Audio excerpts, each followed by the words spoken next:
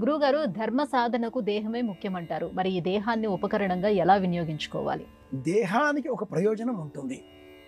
ప్రతి వ్యక్తి జీవితంలో ఈ శరీరం పొందిన అనంతరం పరమాత్ముడు నాకు ఆలోచించే బుద్ధి గల అన్ని అవయవాలతో కూడుకున్న అత్యంత విలువైన నిర్ణీతమైన కాల ప్రమాణంతో జీవించే అవకాశం కలిగిన దేహాన్ని అందించి ఉన్నాడు. ఈ దేహాన్ని ధరించిన నేను ఈ దేహాన్ని వినియోగించి సాధించవలసిన పనులు ఏమైనా ఉన్నాయా, ప్రయోజనాలు ఏమైనా ఉన్నాయా, ఇది తెలుసుకోవాలి. పరమాత్ముడు ప్రతి వ్యక్తికి ఆ వ్యక్తికి జీవితాన్ని ఎందుకు ఇచ్చాడో, దేహాన్ని ఎందుకు ఇచ్చాడో కూడా తెలియజేసే విధంగా కొన్ని ప్రయోజనాలను ఆ వ్యక్తి జీవితంతో ముడిపెట్టి ఉన్నాడు. అది తెలుసుకుని ఆ ప్రయోజనాలు సాధించగలిగితే ఆ వ్యక్తి పురుషార్థాన్ని సాధించిన వాడు అవుతాడు.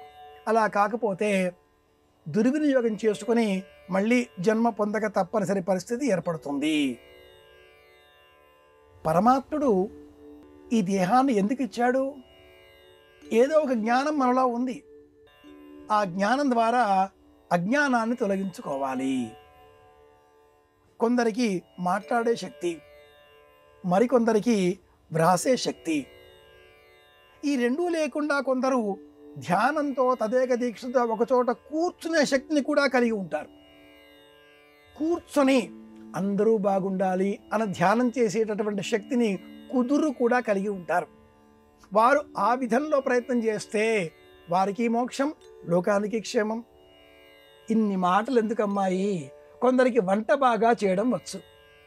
వారు వంట బాగా చేసినందువలన అనేకులకు ఆ వంట అందించిన పుణ్య బలం కారణం చేత ఆనందంగా ఉంటారు. పరమాత్ముడు ప్రతి వ్యక్తికి ఒక ప్రయోజనాన్ని ఇచ్చాడు. ఆ ప్రయోజనం తెలుసుకోవాలి. అది సాధించడమే ఈ ప్రశ్నకు సమాధానం.